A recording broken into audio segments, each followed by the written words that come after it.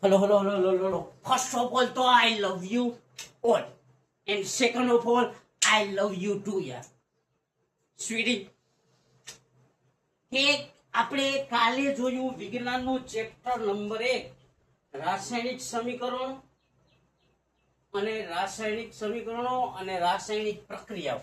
એમાં છેલ્લે હું જોયું તો કે રાસાયણિક પ્રક્રિયા ક્યારે થાય ઈ સમજાય કે રાસાયણિક પ્રક્રિયા થાય તો ક્યાં ફેરફાર જોવા મળે ઈ આપણે કાલે સમજાય. ઈઝી કે રાસાયણિક પ્રક્રિયા દરમિયાન કેટલા તો કે 4 ફેરફાર થતા હતા કે અવસ્થામાં પરિવર્તન આવતું હતું, પછી બીજું હું તો કે રંગમાં પરિવર્તન આવતું હતું, પછી હું હતું તો કે તાપમાનમાં ફેરફાર આવતું હતો, અને ચોથું હું હતું તો કે અમુક નવા વાયુ ઉદ્ભવતા હતા. હું કે અમુક નવા વાયુ ઉદ્ભવતા હતા. કે આ રાસાયણિક પ્રક્રિયા થઈ એના લક્ષણો હતા કે અવસ્થામાં ફેરફાર થાય, રંગમાં પરિવર્તન આવે, તાપમાનમાં ફેરફાર થાય અને અમુક નવા વાયુ ઉદ્ભવે. આવું થતું હોય તો રાસાયણિક પ્રક્રિયા થઈ એમ કહેવાય. કે છેલ્લે આપણે આ જોયું હતું અને ત્યાર પછી વિડીયોને પૂરો કર્યો તો કે રાસાયણિક પ્રક્રિયા દરમિયાન કેટલા ફેરફાર તો કે 4 ફેરફાર જોવા મળે. એ 4 ફેરફાર આપણે જોયા હતા. ક્યાં તો કે અવસ્થા બદલાય, રંગ બદલાય, તાપમાન બદલાય અને અમુક નવા વાયુનો ઉદ્ભવ થાય. આવું જોઈ આટલું કરી અને આપણે શું કર્યું હતું તો કે એ વિડીયોને સ્ટોપ કર્યો. ત્યાર પછીનો પોઈન્ટ છે 1.1 રાસાયણિક સમીકરણો. શું 1.1 રાસાયણિક સમીકરણો? હાવ ઈઝી. કે આ મેગ્નેશિયમની પટ્ટી વાળો પ્રયોગ લઈ કે મેગ્નેશિયમની પટ્ટીને હવામાં હળગાવતા તે મેગ્નેશિયમ ઓક્સાઇડમાં ફેરવાય છે. કે આવું સમીકરણ આ શું હતી તો કે પ્રવૃત્તિ 1.1 કે મેગ્નેશિયમની પટ્ટી વાળો પ્રયોગ આપણે ઘણી વાર ચર્ચા કરી, લગભગ 10 મિનિટ કે 15 મિનિટ. એથી આગલા લેક્ચરમાં 10 કે 15 મિનિટ ચર્ચા કરી હતી. તો કે આમાં જોઈ મેગ્નેશિયમની પટ્ટીને હવાની હાજરીમાં શું કર્યું, ખળગાયું તો બન્યું હું મેગ્નેશિયમ ઓક્સાઇડ. આને આ વસ્તુ હોય, આ પ્રયોગ હોય તો એનું વર્ણન કરવું હોય તો બહુ લાંબુ લખવું પડે. જેમ કે આમ લખવું પડે મેગ્નેશિયમની પટ્ટીને હવામાં સળગાવતા તે કેમાં મેગ્નેશિયમ ઓક્સાઇડમાં ફેરવાય છે. કે આવું કે આ મેગ્નેશિયમની પટ્ટી વાળો પ્રયોગ આપણે કેટલી વાર જોયો કે Mg+O2 પ્રક્રિયા થઈને MgO. તો કે આનું વર્ણન કરવા જાવ આખી પ્રવૃત્તિનું તો કે બહુ લાંબુ થાય. હું કે મેગ્નેશિયમની પટ્ટી વાળા પ્રયોગનું વર્ણન કરવા જાય તો શું થાય, બહુ લાંબુ થઈ જાય. કે મેગ્નેશિયમની આ પ્રયોગનું વર્ણન કરવા જઈએ આપણે તો શું થાય, લાંબુ થાય. કે એનું વાક્ય સ્વરૂપ બહુ લાંબુ છે. કે હું લખવું પડે. ધ્યાન રાખજો, આંખ, કાન, નાક, તમારી જેટલા હોલ હોય ને શરીરના ત્યાં બધેથી ખોલીને જોજો. ખાસ ધ્યાન રાખવાનું. કોના માટે તો કે આપણા બાપ માટે. આપણે કોના માટે મહેનત કરવાની છે તો કે આપણા બાપ માટે. કેવી મહેનત કરવાની તો કે તનતોડ મહેનત કરવાની છે. કોના માટે તો કે બાપ માટે. હું નહીં, મતલબ પોતપોતાના. તો કે આ જે મેગ્નેશિયમની પટ્ટી વાળો પ્રયોગ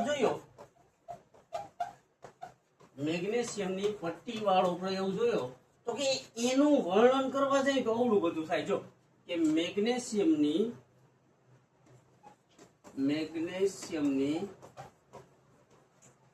પટ્ટીને હવામાં સળગાવતા તે હવામાંના ઓક્સિજન હારે પ્રક્રિયા કરી અને મેગ્નેશિયમ ઓક્સાઇડમાં ફેરવાય છે. કે આ લખવા જાય આખી પ્રવૃત્તિ તો કે બહુ લાંબુ થઈ જાય અને લાંબાથી આપણે નફરત. જો કે અમુકને તો મજા આવે, પણ આ મેગ્નેશિયમની પટ્ટી વાળો પ્રયોગ જોઈ તો કે એનું વર્ણન કરવા જાય તો કે વર્ણન કેવું થાય તો કે વર્ણન બહુ લાંબુ થાય. તો કે ઈ લાંબી વસ્તુને કે લાંબા વર્ણનને ટૂંકમાં બનાવવા માટે કે મારા જેવા હોય ને લાંબા વસ્તુને કે આ લાંબા આખો પ્રયોગ કરી એનું વર્ણન કરી તો શું થાય, બહુ લાંબુ થઈ જાય. તો કે આ વસ્તુને ટૂંકમાં કરવા માટે આપણે શાબ્દિક સમીકરણનો યુઝ કરીએ. હું કે આખો પ્રયોગ, આ જે આખો પ્રયોગ હોય અથવા આખી પ્રવૃત્તિ હોય એને ટૂંકમાં દર્શાવવા માટે, કે કોઈ પણ વસ્તુને, કે કોઈ પણ વર્ણન હોય, કોઈ પણ પ્રવૃત્તિ હોય, કે કોઈ પણ પ્રયોગ હોય, તો એને ટૂંકમાં દર્શાવવા માટે કેનો, તો કે શાબ્દિક સમીકરણનો ઉપયોગ કરવામાં આવે છે. તો કે મેગ્નેશિયમની પટ્ટીને શાબ્દિક સમીકરણ કેવી રીતના ઉપયોગ થાય, તો કે મેગ્નેશિયમની પટ્ટી હોય તો અહીંયા મેગ્નેશિયમની પટ્ટીની જગ્યાએ ખાલી શું લખવાનું, મેગ્નેશિયમ. એને હળગાવતા હવામાંના ઓક્સિજન, તો કે હવામાંના ઓક્સિજન આડે પ્રક્રિયા કરે અને બનાવે શું, તો કે મેગ્નેશિયમ ઓક્સાઇડ. હવે શાબ્દિક સ્વરૂપ હોય તો એમાં આટલી જ વસ્તુ, આ ત્રણ જ વસ્તુનો ઉપયોગ થાય. એક મેગ્નેશિયમ, ઓક્સિજન અને મેગ્નેશિયમ ઓક્સાઇડ. આ ત્રણ વસ્તુ સમજાઈ જાય એટલે શાબ્દિક સમીકરણ તમને લખતા આવડી જાય. મેગ્નેશિયમ, ઓક્સિજન અને મેગ્નેશિયમ ઓક્સાઇડ. કે શાબ્દિક સમીકરણની શોધ અથવા એ સમીકરણનો ઉપયોગ શા માટે થવા માંડ્યો, તો કે શાબ્દિક સમીકરણનો ઉપયોગ કોઈ પ્રયોગ હોય તો એનું વર્ણન લાંબુ પડે, તો એ લાંબુ પડે તો એ લાંબી વસ્તુને ટૂંકમાં દર્શાવવા માટે કેનો ઉપયોગ થાય, તો કે એ લાંબી વસ્તુને ટૂંકમાં દર્શાવવા માટે કેનો ઉપયોગ થાય, તો કે એ લાંબી વસ્તુને ટૂંકમાં દર્શાવવા માટે શાબ્દિક સમીકરણનો ઉપયોગ થાય છે. સમજાઈ ગયું અહીંયા સુધી? આગળ જોઈએ તો કે એક મેગ્નેશિયમની ઓલું લખવું હોય તો કે મેગ્નેશિયમની પટ્ટીને ઓક્સિજન હારે પ્રક્રિયા થાય અને મેગ્નેશિયમ ઓક્સાઇડ બનાવે, જે વર્ણન લાંબુ. તો એના માટે ટૂંકું કરવા માટે એક વસ્તુ દેખાડું મારા દાદી મને, તો કે સમજાય હાવ ઈઝી, કાંઈ ના હોય. તો કે ઈ વર્ણનને ટૂંકમાં દર્શાવવા માટે કેનો, તો કે શાબ્દિક સમીકરણનો ઉપયોગ કરવામાં આવે છે. જેમ કે મેગ્નેશિયમની પટ્ટી હોય તો એને શબ્દ સ્વરૂપે, શાબ્દિક સમીકરણ મતલબ શબ્દ સ્વરૂપે લખવું. સમજાણું? તો કે મેગ્નેશિયમની પટ્ટી, તો આ લીધું મેગ્નેશિયમ, એને હળગાવ્યું તો હળગાવવા માટે કોણ જવાબદાર હોય, ઓક્સિજન. તો આ મેગ્નેશિયમ પ્લસ ઓક્સિજન, આ બંને વચ્ચે શું થાય, તો કે આ બંને વચ્ચે પ્રક્રિયા થાય. મેગ્નેશિયમ અને ઓક્સિજન આ બંને વચ્ચે શું થાય, તો કે પ્રક્રિયા થાય. અને પ્રક્રિયા થઈને શું બનાવશે, તો કે મેગ્નેશિયમ ઓક્સાઇડ. શું, તો કે મેગ્નેશિયમ ઓક્સાઇડ. અહીંયા સુધી કમ્પ્લીટ. કે આ આખી આ સમીકરણનું વર્ણન કરો મોટા પાયે તો શું થાય, બહુ મોટું થાય. આના ઉપરથી પેરેગ્રાફના થોથા ભરી દે. મારા જેવા નહીં, પણ અમુક બ્રાઇટ વ્યક્તિ હોય, જેમ કે તમે નબળા નથી પણ ધ્યાન નથી દેતા, એ પ્રોબ્લેમ છે. અને હું તમારા જેવડો હતો તો હું આ જ કરતો, એટલે કઈ લાંબુ કહેવાનું થતું નથી.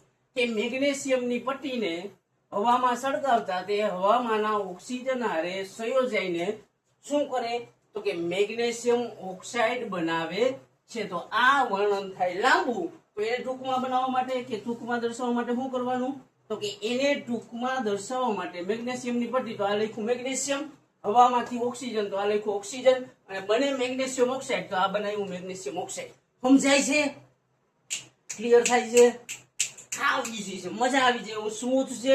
એટલું બધું અઘરું નથી, બરાબર? એટલું બધું કઈ અઘરું નથી. તો આ મેગ્નેશિયમની પટ્ટીને હવામાંના ઓક્સિજન હારે પ્રક્રિયા થઈ અને મેગ્નેશિયમ ઓક્સાઇડ બનાવે છે. આટલું કમ્પ્લીટ. અહીંયા સુધી કમ્પ્લીટ. તો કે આને શું કહેવાય, આ આખું લખ્યું એને કહેવાય શાબ્દિક સમીકરણ. શું?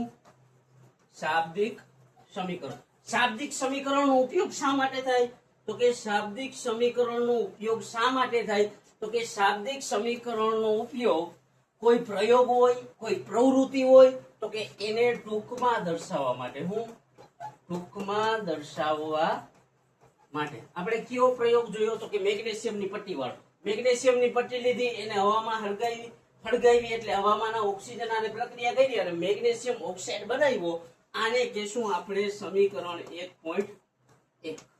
પેલો પાડશે અને એનું પેલું સમીકરણ એટલે 1.1.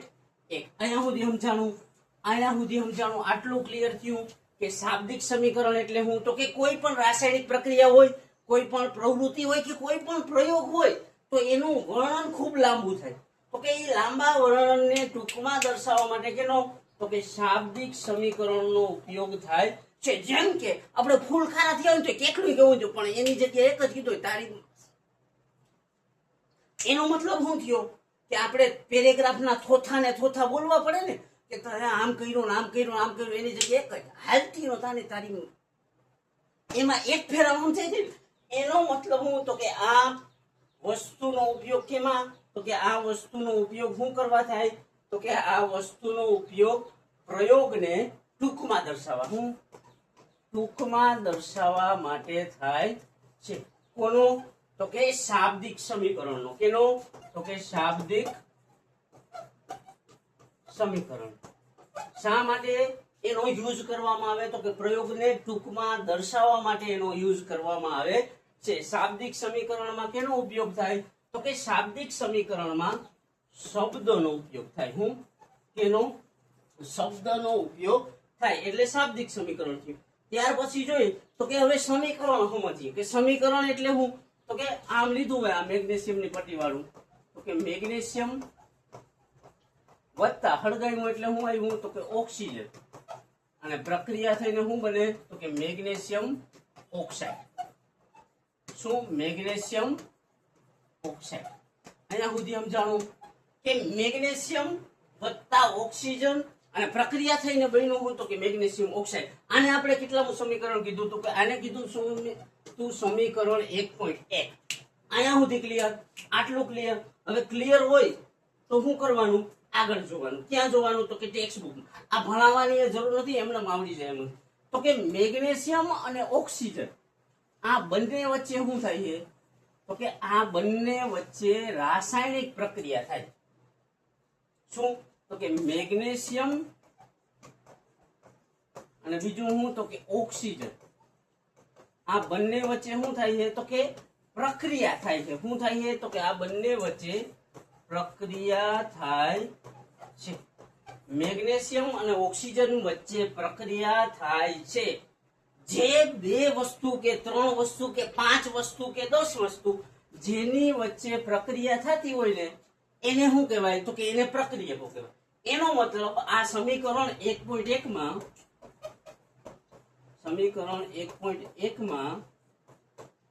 શું તો કે ડાબી બાજુ મેગ્નેશિયમ અને ઓક્સિજન ઈ બે વચ્ચે પ્રક્રિયા થાય. એનો મતલબ મેગ્નેશિયમ અને ઓક્સિજન શું હોય પ્રક્રિયા. કે સમીકરણ 1.1 માં મેગ્નેશિયમ અને ઓક્સિજન ઈ બંને વચ્ચે શું થાય છે તો કે બંને વચ્ચે પ્રક્રિયા થાય છે. એ બંને વચ્ચે શું થાય છે તો કે બંને વચ્ચે પ્રક્રિયા થાય છે. પ્રક્રિયા થાય છે એનો મતલબ શું તો કે પ્રક્રિયા થાય છે એનો મતલબ શું થાય તો કે જે બે વસ્તુ વચ્ચે પ્રક્રિયા થાય, બે હોઈ શકે, ત્રણ હોઈ શકે, ચાર હોઈ શકે, એટલે કે જેની વચ્ચે પ્રક્રિયા થઈ હોય એને પ્રક્રિયક કહેવાય. હું તો કે આ સમીકરણમાં પ્રક્રિયકો ક્યાં તો કે મેગ્નેશિયમ અને ઓક્સિજન. તો પ્રક્રિયક બરાબર હું તો કે મેગ્નેશિયમ અને ઓક્સિજન. હું પ્રક્રિયક બરાબર મેગ્નેશિયમ અને બીજું હું તો કે ઓક્સિજન. આ સમીકરણમાં પ્રક્રિયક ક્યાં તો કે મેગ્નેશિયમ અને ઓક્સિજન. અહીંયા સુધી કમ્પ્લીટ. કે પ્રક્રિયકો હોય ને એ રાસાયણિક સમીકરણમાં ડાબી બાજુ હોય. હું પ્રક્રિયકો કઈ સમીકરણમાં કઈ બાજુ હોય તો કે ડાબી બાજુએ હોય. અહીંયા સુધી કમ્પ્લીટ. પ્રક્રિયકો ક્યાં તો કે જેના બે વચ્ચે પ્રક્રિયા થાય ને એ પ્રક્રિયકો હોય. કે જે બે વચ્ચે પ્રક્રિયા થાય એ પ્રક્રિયકો હોય. તો કે ક્યાં ક્યાં છે તો કે મેગ્નેશિયમ અને ઓક્સિજન. શું મેગ્નેશિયમ અને ઓક્સિજન ઈ બે શું હે પ્રક્રિયક. અને પ્રક્રિયકો કઈ હોય તો કે ડાબી બાજુ. અહીંયા સુધી કમ્પ્લીટ. આટલું ક્લિયર. રાસાયણિક સમીકરણમાં ડાબી બાજુ પ્રક્રિયકો હોય. એ પછી બે હોય, ત્રણ હોય કે ચાર હોય, એ કઈ ફેર નથી પડતો. પણ ડાબી બાજુ જેટલી આઈટમ દેખાય એ પ્રક્રિયકો હોય. પછી નિપજ હોય. બીજું સમીકરણમાં શું હોય નિપજ. તો કે નિપજ કઈ બાજુ હોય તો કે જમણી બાજુ. પ્રક્રિયાના અંતે જે પ્રોડક્ટ મળે. શું કે પ્રક્રિયાના અંતે જે પ્રોડક્ટ મળે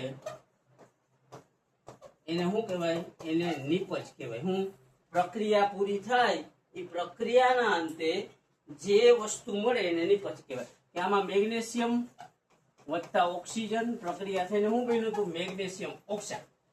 હવે ડાબી બાજુ શું હોય? તો કે ડાબી બાજુ પ્રક્રિયકો હોય. પ્રક્રિયકોની વ્યાખ્યા શું કરી શકાય? તો કે જેના વચ્ચે રાસાયણિક પ્રક્રિયા થાય. પ્રક્રિયા થાય ટૂંકમાં લખી શકું કે જે વચ્ચે પ્રક્રિયા થાય એને પ્રક્રિયકો કહેવાય. એક વસ્તુ જોવી હોય સમજાય છે કે પ્રક્રિયકો ક્યાં? તો કે રાસાયણિક સમીકરણમાં ડાબી બાજુ હોય અને નિપજો ક્યાં? તો કે રાસાયણિક સમીકરણમાં ક્યાં હોય? જમણી બાજુ. કમ્પ્લીટ.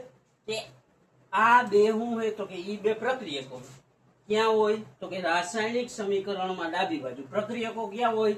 ડાબી બાજુ. પ્રક્રિયકો એટલે શું? તો કે જેના વચ્ચે પ્રક્રિયા થઈ હોય. હું કે જેના વચ્ચે પ્રક્રિયા થઈ હોય એને શું કહેવાય? પ્રક્રિયક. કઈ બાજુ હોય? તો કે ડાબી બાજુ પ્રક્રિયકો હોય. આટલું કમ્પ્લીટ. ડાબી બાજુ શું હોય? પ્રક્રિયક. હવે પ્રક્રિયાના અંતે જે મળે ને ઈ શું હોય? નિપજ હોય. શું હોય? પ્રક્રિયાના અંતે જી મળે એ નિપજ હોય. આમાં કેમ ડાબી બાજુ હતું તો નિપજ કઈ બાજુ હોય? જમણી બાજુ. કે પ્રક્રિયકો કઈ બાજુ? ડાબી બાજુ. નિપજો કઈ બાજુ? જમણી બાજુ. નિપજો કઈ બાજુ? જમણી બાજુ. નિપજ શું? તો કે પ્રક્રિયાના અંતે મળતી પ્રોડક્ટ. શું? પ્રક્રિયાના અંતે મળતી પ્રોડક્ટ એને શું કહેવાય? તો કે નિપજ કહેવાય. પ્રક્રિયા પૂરી થાય અને છેલ્લે જે વસ્તુ મળે એને શું કહેવાય? નિપજ. કી બાજુ હોય? તો કે જમણી બાજુ. એને શું કહેવાય? નિપજ કહેવાય. આટલું ક્લિયર? અહીંયા સુધી ક્લિયર? પ્રોડક્ટ, પ્રક્રિયક અને નિપજ સમજાઈ ગયું. તો કે પ્રક્રિયક અને નિપજ. તો કે પ્રક્રિયક ક્યાં હોય? તો કે પ્રક્રિયક ડાબી બાજુ. નિપજ ક્યાં હોય? તો કે નિપજ જમણી બાજુ. સમજાઈ ગયું? પ્રક્રિયક ડાબી બાજુ, નિપજ જમણી બાજુ. અહીંયા સુધી કમ્પ્લીટ. હવે જો પ્રક્રિયક હોય ને એમાં શું થાય? તો કે પ્રક્રિયકો વચ્ચે પ્રક્રિયા થાય. હું પ્રક્રિયા થાય. અને નિપજમાં હું? તો કે પ્રક્રિયકો વચ્ચે પ્રક્રિયા થાય અને અંતે જે મળે તેને શું કહેવાય? નિપજ. હવે પ્રક્રિયકો એક હોઈ શકે, એક હોઈ શકે, બે હોઈ શકે, ત્રણ હોઈ શકે, ચાર હોઈ શકે, ગમે એટલા હોઈ શકે. પ્રક્રિયકો 1, 2, 3 એમ હોઈ શકે. અને નિપજ એવી જ રીતના હોઈ શકે કે નિપજ પણ હોય શકે. અહીંયા સુધી કમ્પ્લીટ. આમાં યાદ હું રાખવાનું? તો કે પ્રક્રિયક અને નિપજ. પ્રક્રિયક કઈ બાજુ હોય? તો કે ડાબી બાજુ. નિપજ કઈ બાજુ હોય? તો કે નિપજ હોય જમણી બાજુ. ડાબુ ને જમણું એટલું યાદ રાખવાનું. એક વસ્તુ હોય ડાબી બાજુ, એક વસ્તુ હોય જમણી બાજુ. ડાબી બાજુ હોય પ્રક્રિયક, જમણી બાજુ હોય નિપજ. કમ્પ્લીટ. પછી પ્રક્રિયકોમાં શું થાય? તો કે બે કે બે થી વધારે પ્રક્રિયકો વચ્ચે પ્રક્રિયા થાય. નિપજમાં શું થાય? તો કે પ્રક્રિયકો વચ્ચે પ્રક્રિયા થાય અને અંતે જે વસ્તુ મળે એને નિપજ કહેવાય. પ્રક્રિયકો 1, 2, 3, 4 ગમે એટલા હોય શકે. નિપજ એવી રીતના 1, 2, 3, 4 ગમે એટલી હોય શકે. કમ્પ્લીટ. એનો મતલબ માપે. એવો ધ્યાન રાખજો. તમે એમ કહો કે 50 નિપજ તો ન મળે. હોય પણ પ્રક્રિયા ઉપર આધાર રાખે કે કેટલી નિપજ મળે. અહીંયા સુધી કમ્પ્લીટ. પ્રક્રિયકોને નિપજ સમજાઈ ગયું. તો કે સમીકરણ 1.1 જોઈ. સમીકરણ 1.1 જોઈ તો શું હતું? કે મેગ્નેશિયમ વત્તા ઓક્સિજન પ્રક્રિયા થઈને શું થતું હતું? તો કે પ્રક્રિયા થઈને મેગ્નેશિયમ ઓક્સાઇડ બનાવતું હતું. હું મેગ્નેશિયમ વત્તા ઓક્સિજન પ્રક્રિયા થઈને મેગ્નેશિયમ ઓક્સાઇડ. હવે આ સમીકરણ જોઈએ આપણે તો તમને ખ્યાલ આવે કે કયા પ્રક્રિયકો? તો કે ડાબી બાજુ શું હોય? પ્રક્રિયકો. અને જમણી બાજુ શું હોય? તો કે નિપજો. અહીંયા સુધી કમ્પ્લીટ. પ્રક્રિયકો અને નિપજો સમજાઈ ગયું. અહીંયા સુધી ક્લિયર? તો કે પ્રક્રિયક ડાબી બાજુ હોય, નિપજ કઈ બાજુ હોય? તો કે જમણી બાજુ. આટલું સમજાઈ ગયું. હવે ઈ ખાસ ધ્યાન રાખવાનું કે પ્રક્રિયકો 2 હોય કે 3 હોય કે 4 હોય, પણ દરેક પ્રક્રિયક વચ્ચે પ્લસની નિશાની આવે. હું કે પ્રક્રિયકો વચ્ચે કેની તો કે પ્લસની નિશાની આવે. એવી જ રીતના નિપજ હોય તો કે નિપજ વચ્ચે પણ કેની તો કે નિપજની વચ્ચે પણ પ્લસની નિશાની આવે. બે પ્રક્રિયકો વચ્ચે શું આવે તો કે પ્લસની નિશાની. એવી રીતના બે નિપજો વચ્ચે પણ શું આવે પ્લસની નિશાની. અહીંયા સુધી કમ્પ્લીટ. આટલું સમજાણું કે પ્રક્રિયકો કઈ બાજુ હોય, નિપજ કઈ બાજુ હોય, અને બીજું શું હોય તો કે રાસાયણિક સમીકરણમાં એક એરો હોય. શું? રાસાયણિક સમીકરણમાં આવી રીતના એક એરો હોય, અને આ એરાનો આગળનો ભાગ કે અગ્રભાગ કઈ બાજુ હોય તો કે નિપજ તરફ હોય. આ આગળનો ભાગ કઈ દિશામાં હોય તો કે નિપજની દિશામાં હોય. કે રાસાયણિક સમીકરણમાં શું તો કે એક એરો હોય, આવી રીતના હોય ને એરો. તો કે એરો હોય, એ એરાનો આગળની ભાગ ક્યાં હોય તો કે નિપજો તરફ. ક્યાં તો કે આ એરાની દિશા કઈ હોય તો કે નિપજ તરફ. એનો મતલબ આ એરો શું દર્શાવે તો કે આ એરો પ્રક્રિયાની દિશા દર્શાવે છે. અહીંયા સુધી કમ્પ્લીટ. શું એરો શું કરે તો કે પ્રક્રિયાની દિશા દર્શાવે છે. અહીંયા સુધી કમ્પ્લીટ. તો કે અહીંયા સુધીમાં આપણે જોયું હું તો કે રાસાયણિક સમીકરણો વિશે જોયું.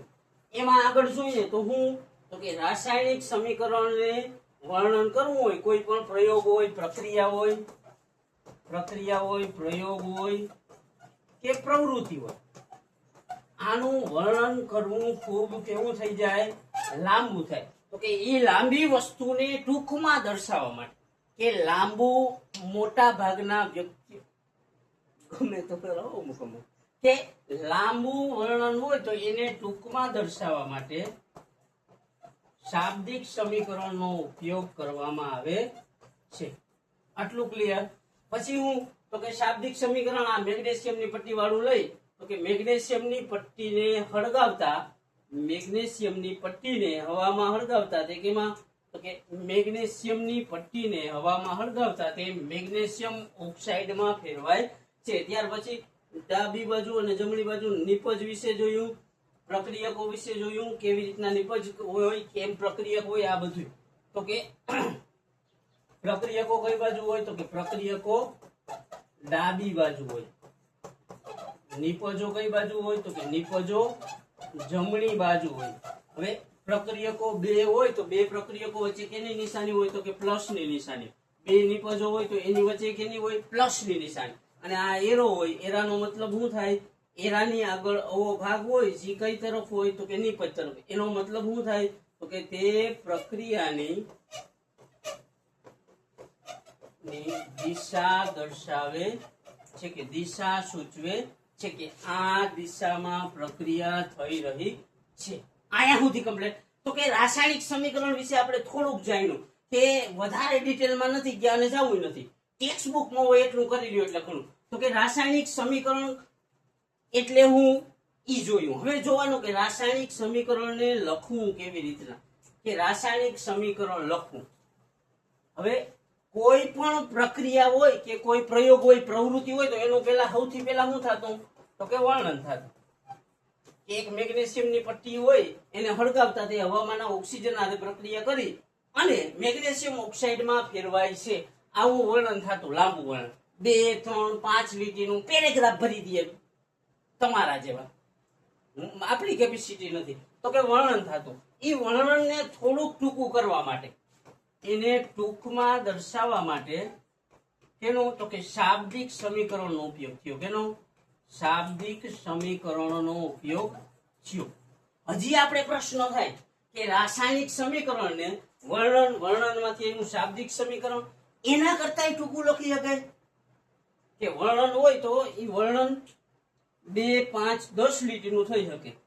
તો આ વર્ણન હતું એ આપણે અઘરું લાગ્યું એટલે એનામાંથી આપણે ગયા શાબ્દિક સમીકરણ. એના માટે શબ્દો થયા. હજી આપણે એમ થાય કે આનાથી કઈ ટૂંકું કરી શકાય તો કે હા, રાસાયણિક સમીકરણને હજુ ટૂંકું કરી શકાય. કેવી રીતના? તો કે એના શાબ્દિક સમીકરણ હોય એની જગ્યાએ એના રાસાયણિક સૂત્રોનો ઉપયોગ કરી રાસાયણિક સમીકરણને ટૂંકું બનાવી શકાય. અહીંયા સુધી ક્લિયર? અહીંયા સુધી ક્લિયર? પેલા હું થતું તો કે વર્ણન થતું. કેમ તમે કરતા હો ને તમારા XYZ વ્યક્તિનું, કે મનપસંદ વ્યક્તિ હોય એનું વર્ણન આપણે કરતા હોય, લાંબુ વર્ણન થતું હોય, પણ એને આપણે એમ કહીએ ને એક લીટીમાં, તો કે જોરદાર X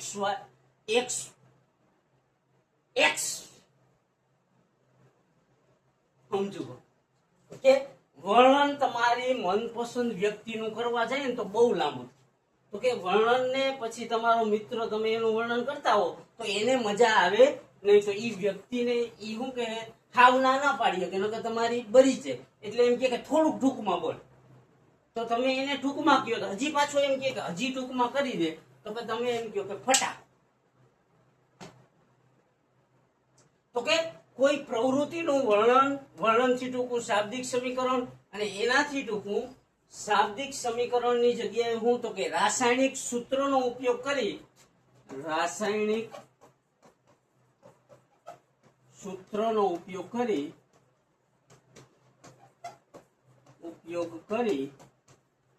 અને સમીકરણને ટૂંકમાં દર્શાવી શકાય છે. અહીંયા સુધી કમ્પ્લીટ. કે વર્ણનમાંથી આવ્યા શબ્દમાં અને શબ્દમાંથી આવ્યા હવે આપણે એના સૂત્રમાં. અહીંયા સુધી ક્લિયર? આટલું કમ્પ્લીટ. તો કે હવે રાસાયણિક સમીકરણ કેવી રીતના લખવાનું? તો કે આપણે મેગ્નેશિયમની પટ્ટી વાળું જ જોઈએ. તો કે એક મેગ્નેશિયમની પટ્ટી લીધી, એને ગુજરાતીમાં લખવાનું. તો કે મેગ્નેશિયમ પ્લસ હવામાંથી આવ્યો ઓક્સિજન હળગાવ્યું એટલે, અને પ્રક્રિયા થઈને શું બન્યું? તો કે મેગ્નેશિયમ ઓક્સાઇડ. અહીંયા સુધી કમ્પ્લીટ. તો કે આ થયું એનું શાબ્દિક સમીકરણની સમીકરણ. ધ્યાન દેવાનું છે, ખાસ ધ્યાન દેવાનું છે. તો કોના માટે? એક વ્યક્તિ જે 50 ડિગ્રીમાં મારા હાટું 24 કલાક ગહાવે ને એના માટે. ઈ વ્યક્તિ તમારી કોણ હોય કે તમને ખબર છે, એટલે ખાસ ઈ વ્યક્તિને ગૌરવ થાય, અને એનાથી વધારે મને ગૌરવ થાય કે તમે 55+ લેવો, 98+ લેવો કે પૂરા લેવો, આમાંય આવી શકે.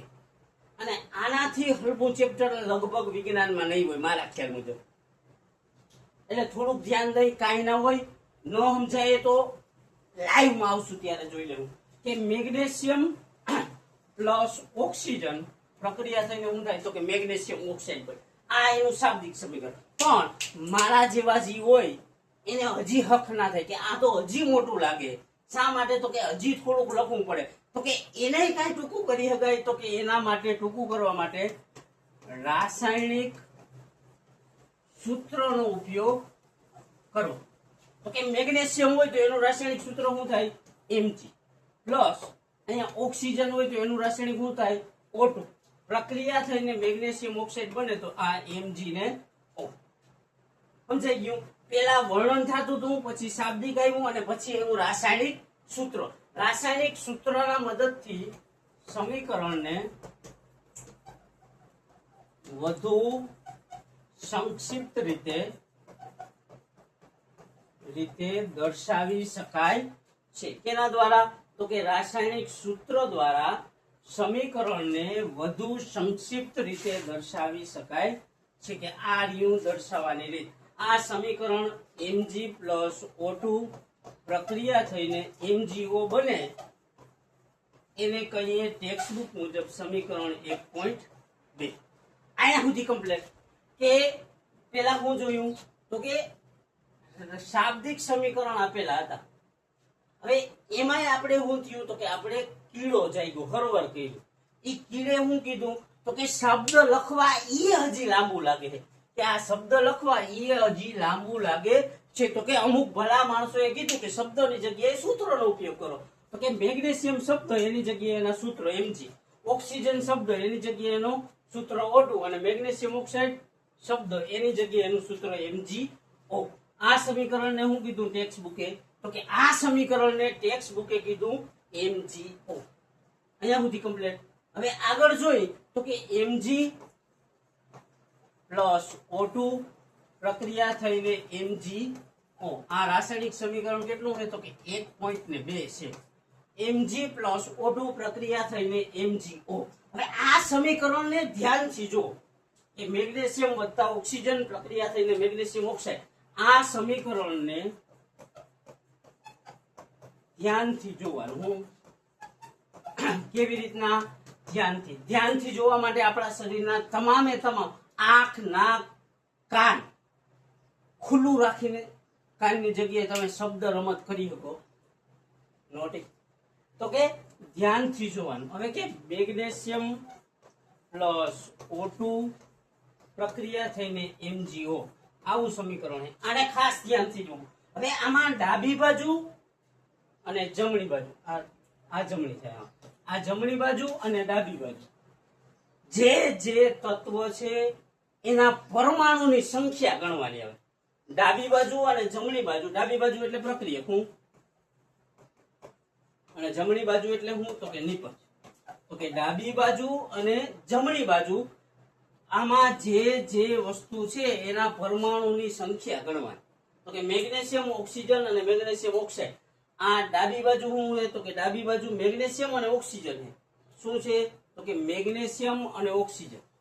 જમણી બાજુ શું છે તો કે મેગ્નેશિયમ ઓક્સાઇડ. એટલે ડાબી બાજુ પ્રક્રિયક, જમણી બાજુ નિપજ. આટલું કમ્પ્લીટ. હવે ડાબી બાજુ અને જમણી બાજુ જે વસ્તુ છે કે જે તત્વ છે એના પરમાણુની સંખ્યા ગણો. તો કે ડાબી બાજુ અને જમણી બાજુ જે વસ્તુ છે એના પરમાણુની સંખ્યા ગણો. તો કે ડાબી બાજુ એ મેગ્નેશિયમ અને ઓક્સિજન. હવે શું ડાબી બાજુ શું છે તો કે એક છે Mg અને એક છે O2. એટલે Mg અને O છે હું બે વસ્તુ છે. જમણી બાજુ શું છે તો કે MgO છે. જમણી બાજુ હું જમણી બાજુ MgO છે. તો કે એક છે Mg અને એક છે O. અહીંયા સુધી કમ્પ્લીટ. અહીંયા સુધી સમજાણું. એક વસ્તુ દેખ, કોની છે ખબર કે ડાબી બાજુ અને જમણી બાજુ નો સમજાય તો ધ્યાન રાખો, ખાસ ધ્યાન દો. કોના માટે તો કે એક વ્યક્તિ માટે. જે વ્યક્તિ મારા હાટું સમજાય. તો કે ડાબી બાજુ અને જમણી બાજુ રહેલા, તો આ ડાબી બાજુ રહેલા તત્વોના પરમાણુની સંખ્યા ગણો, જમણી બાજુ રહેલા તત્વોના પરમાણુની સંખ્યા ગણો. તો ડાબી બાજુ છે મેગ્નેશિયમ Mg કેટલી વાર છે તો કે Mg એક વાર, અને ઓક્સિજન છે બે વાર. તો આ O બે વાર. અહીંયા સુધી ક્લિયર? આટલું ક્લિયર. હવે જમણી બાજુ જાય તો કે અહીંયા Mg છે એક વાર અને O એ એક વાર.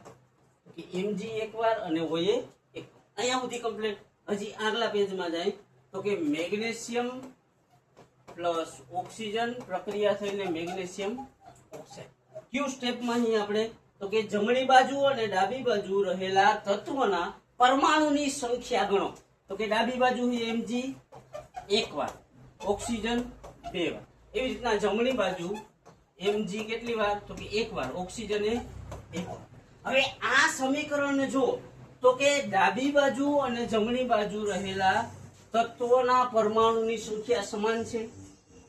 તો કે આ સમીકરણને જો, સમીકરણને આંખ, નાક, કાન બધું ફાડીને જોઈએ તો કે ડાબી બાજુ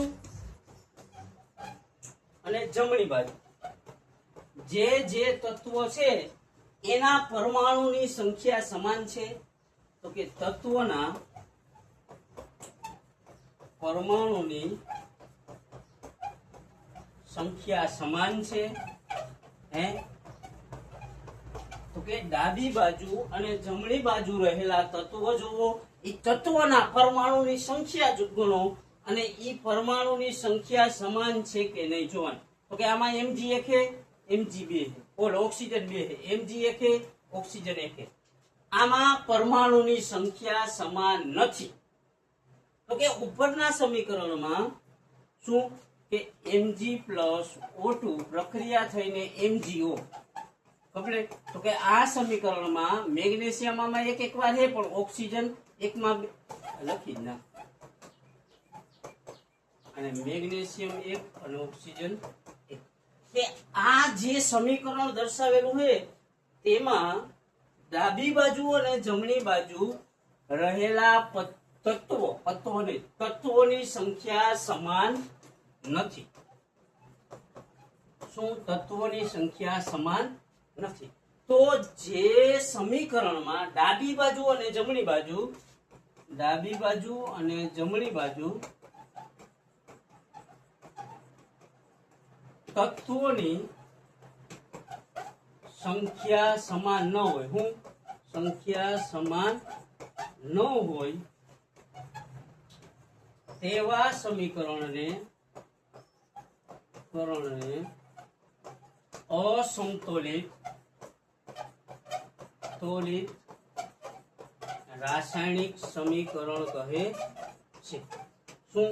ડાબી બાજુ અને જમણી બાજુ રહેલા તત્વોના પરમાણુની સંખ્યા સરખી ન હોય, કે ડાબી બાજુ અને જમણી બાજુ રહેલા તત્વોના સંખ્યા સમાન ન હોય તો તેવા સમીકરણને અસંતુલિત રાસાયણિક સમીકરણ કહે છે.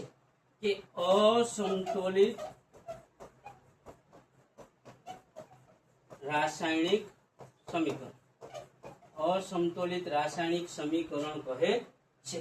અસંતુલિત રાસાયણિક સમીકરણ સમજાણું તો કે જ્યારે ડાબી બાજુ બરાબર જમણી બાજુ ન થાય, હું ડાબા બરાબર જબા ન થાય ત્યારે ડાબા અને જબામાં શું જોવાનું?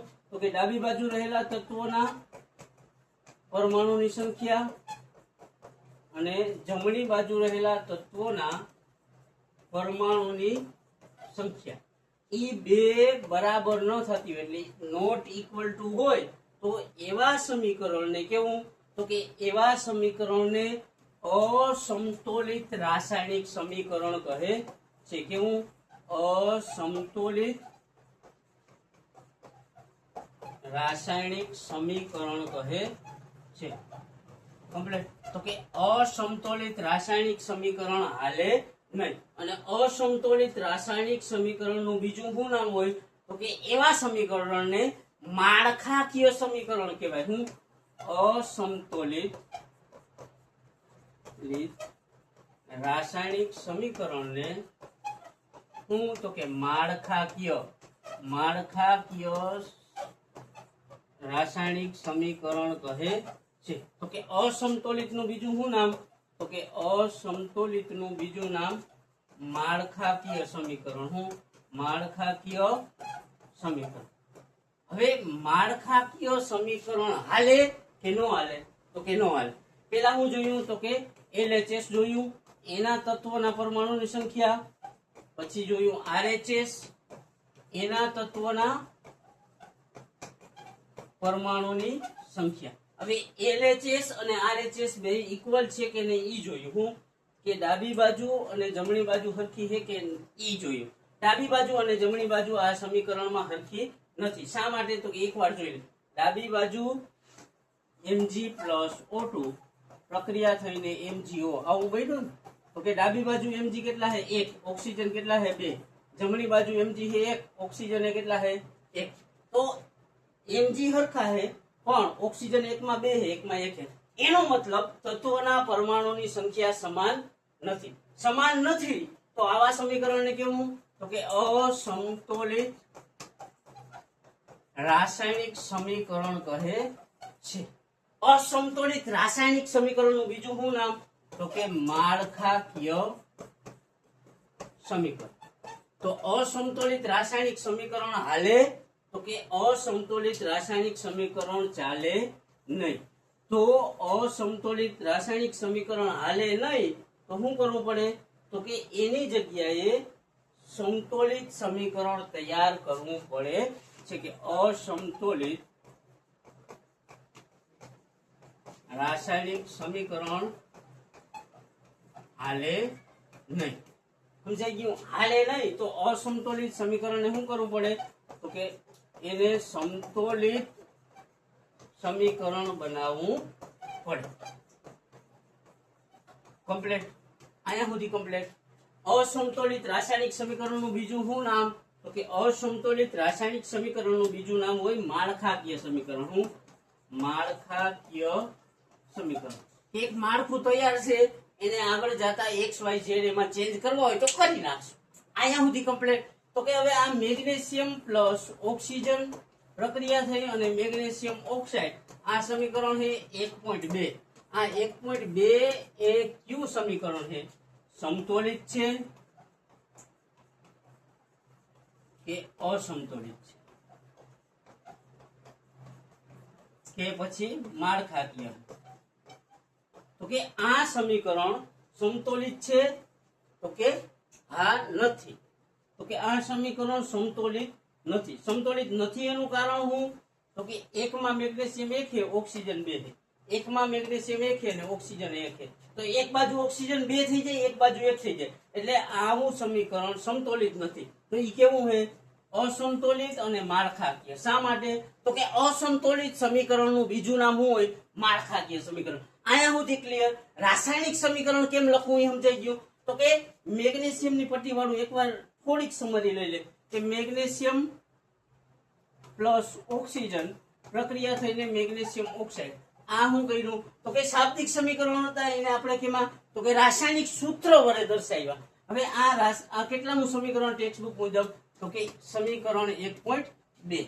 આ સમીકરણને કેવું સમીકરણ કહેવાય? તો કે આ સમીકરણને અસમતોલિત અથવા માળખાકીય સમીકરણ કહેવાય. શા માટે? તો કે ડાબી બાજુ મેગ્નેશિયમ 1 ઓક્સિજન 2, મેગ્નેશિયમ 1 અને ઓક્સિજન 1. તો ડાબી બાજુ અને જમણી બાજુ રહેલા તત્વના પરમાણુની સંખ્યા સમાન નથી. તો કે આમાં મેગ્નેશિયમ 1 છે, ઈ મેચ કરે, પણ આમાં ઓક્સિજન 2 છે, આમાં 1 છે, મેચ નથી કરતું. મેચ નથી કરતું એનો મતલબ અસમતોલિત રાસાયણિક સમીકરણ છે, જેનું બીજું નામ માળખાકીય સમીકરણ. હવે અસમતોલિત રાસાયણિક સમીકરણને શું કરવું પડે? તો કે એવા સમીકરણને સમતોલિત સમીકરણ બનાવવું પડે છે. અહીંયા સુધી કમ્પ્લીટ. આટલું કમ્પ્લીટ. અહીંયા સુધી આ ટોપિક ક્લિયર થઈ ગયું તો સંતોષ છે કે હવે પછી જો અહીં રાસાયણિક સમીકરણ હોય એને સમતોલિત કેમ કરવું, એ પછીનો પોઈન્ટ છે. એ જોઈ લે, હું મજા આવશે, તનતોડ મજા આવશે. અને આપણે ખાસ એકવાર હજી લડી લેજો. હજી શરૂઆત છે, 8-10 મહિના છે, એની માને ચોપડાના ચોપડા ભરો. એકને પ્રશ્નો તો ઠીક છે, પાઠ લખી નાખું 15-20 વાર. ન આવડે તો આપણું નામ બદલાવજો, પણ નામ કહું નહીં દીકરા કોઈ. એટલે ધ્યાન દઈએ, ખાસ ધ્યાન દઈએ. એટલું બધું અઘરું નથી વિજ્ઞાનમાં. આ પાઠ જેટલો ઈઝી પાઠ મેં નથી જોયું. જોકે દર વખતે એમ જ કહીશ કે જે પાઠ હાલતો છે એમાં ઈઝી જ કહીશ. એટલે કે ધ્યાન દઈએ અને ધ્યાનથી વાંચીએ, લખીએ, ચોથા ભરી ચોપડાના પ્રેક્ટિસ કરીએ. 1 વાર, 2 વાર, 5 વાર, 10 વાર, 15માં મેળ ના આવે તો 500 રૂપિયાનું ટિફિન મળે માર્કેટમાં, મસ્ત લઈ અને બાપા ભેગા. એટલે ખાસ ધ્યાન દેજો. ભણવાનું ને શા માટે?